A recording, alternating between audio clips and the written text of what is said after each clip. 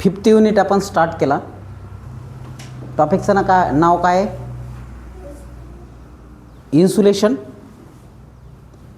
Testing of insulating material. Okay, तर insulating मटेरियलची testing बघायची. त्याच्यामध्ये सगळ्यात पहिले व्हॉट इज बाय इन्सुलेशन ते समजून घ्या. तर इन्सुलेटिंग मटेरियल म्हणजे असं मटेरियल ज्याच्यामधून करंट फ्लो होत नाही. ओके, इन्सुलेटिंग मटेरियल कुठं वापरतात? पॉवर सिस्टममध्ये खूप साऱ्या ठिकाणी वापरतात. जसं की ट्रान्समिशन लाईन आहे, डिस्ट्रीब्युशन लाईन आहे, त्याच्यामध्ये वेगवेगळे इन्सुलेटर पाहिले तुम्ही. Pin type insulator, shackle insulator, strain insulator वगैरे. लिक्विड इन्सुलेटरमध्ये ट्रान्सफॉर्मर ऑइल वगैरे बघितलं. ओके, गॅसेस इन्सुलेटरमध्ये SF6 इन्सुलेटर. तर वेगवेगळे इन्सुलेटरचं काम काय आहे? करंट फ्लो करण्यासाठी, करंट फ्लो होण्यासाठी, अपोज करणं, सिस्टीम प्रॉपर ऑपरेट होण्यासाठी. तर बघा, सॉलिड इन्सुलेटर मटेरियल कोणतं आहे? वूड आहे, पेपर आहे, प्लास्टिक आहे, रबर आहे, मिका आहे, बॅकलाईट आहे, पॉलिस्टर आहे, काय पोर्सिलिन मटेरियल आहे, ॲस्बेस्टोस आहे आणि सिरॅमिक मटेरियल. हे पॉप्युलर इन्सुलेटिंग मटेरियल आहे. तर यापासून मग वेगवेगळे इन्सुलेटर बनवतात. जसे की स्विच बोर्ड आहे, त्याच्यानंतर तुमचं मोटरच्या वाइंडिंग्स आहेत, त्याच्यानंतर खंब्याचे इन्सुलेटर वगैरे, टावरचे इन्सुलेटर, हे बनवण्याचं काम हे सॉलिड इन्सुलेटरमधून याच्यातून केलं जातं. त्याच्यानंतर नेक्स्ट आहे लिक्विड इन्सुलेटर. लिक्विड इन्सुलेटरमध्ये वॉर्निश आहे, मिनरल ऑइल आहे, पेट्रोलियम ऑइल आहे आणि हायड्रोकार्बन्स आहेत. तर आता वॉर्निश कोटिंग ऑइल वाइंडिंगच्या वर असते, वाइंडिंगच्या वर वॉर्निश कोटिंग असते.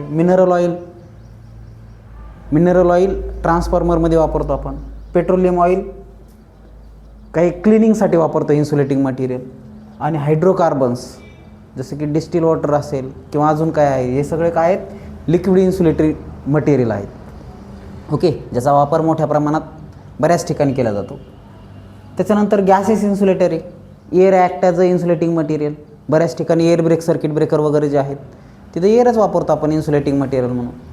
पण काही ठिकाणी आपल्याला SF6 किंवा नायट्रोजन गॅस किंवा निऑन गॅस किंवा H2 हायड्रोजन किंवा कार्बन डायऑक्साईड हे गॅससुद्धा आपण इन्सुलेटिंग मटेरियल म्हणून वापरतो. त्याची तीच प्रॉपर्टी आहे. पण मोस्टली आपण कोणतं वापरतो? SF6 किंवा नायट्रोजन निऑन, हे 2-3. ओके, तर हे इन्सुलेटिंग मटेरियल पॉप्युलर आहेत, सॉलिड लिक्विड गॅसेस. आता त्याच्या प्रॉपर्टीज बघायच्या आपल्याला. तर इन्सुलेशन रेजिस्टन्स, इलेक्ट्रिकल प्रॉपर्टीमध्ये इन्सुलेशन रेजिस्टन्स, त्याचं रेजिस्टन्स किती आहे, डायलेक्ट्रिक स्ट्रेंथ किती आहे ते चेकआउट करणं. त्याच्यानंतर मेकॅनिकल प्रॉपर्टी, थर्मल प्रॉपर्टी आणि केमिकल प्रॉपर्टी, या सगळ्या प्रॉपर्टीज आपण बघत असतो. Okay, property of insulating material. त्याच्यानंतर बघा, हा एक कन्सेप्ट मी तुम्हाला पहिलेच सांगितला होता, thermal classification of insulating material. कोणतं? Thermal classification. इन्सुलेटिंग मटेरियलचे जे टाईप्स आहेत, सॉलिड लिक्विड गॅसेस, ओके, त्याच्या प्रॉपर्टी ओके, पण थर्मल क्लासिफिकेशन अतिशय महत्त्वाचं आहे. तुमची मोटर वगैरे नेमप्लेट असते त्याच्यावर क्लास मेन्शन केलेला असतो, तर हे क्लास आहे. हे पाठ करण्यासाठी किंवा लक्षात ठेवण्यासाठी एक स्टेटमेंट बनवलं, you all engineer best for hybrid computer. तर याच्यानुसार हे क्लास बनतात. हे यूसाठी 90, एसाठी 105, ईसाठी 120. ओके, आणि त्या पद्धतीने कोणकोणते इन्सुलेटिंग मटेरियल, बीसाठी 135, एफसाठी 155, एचसाठी 180 आणि सीसाठी मोर दॅन 180. म्हणजे समजा उदाहरणार्थ क्लास बी आहे. क्लास बी म्हणजे काय?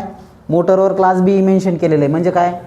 ग्लास फायबर किंवा ॲस्बेस्टोस असे इन्सुलेटिंग मटेरियल आपण तिथं वापरतो. आणि त्या मोटरला 135पर्यंत टेम्परेचर दिलं तरी त्याला काही होणार नाही. त्यापेक्षा जास्त टेम्परेचर जर आलं तर मात्र ती मोटरची वाइंडिंग डॅमेज होऊ शकते, बर्नआउट होऊ शकते. तर ही आहे, हे समजलं. याचा एक यूट्यूब व्हिडिओसुद्धा आहे माझा, तुम्ही बघू शकता तो. Okay, so right down.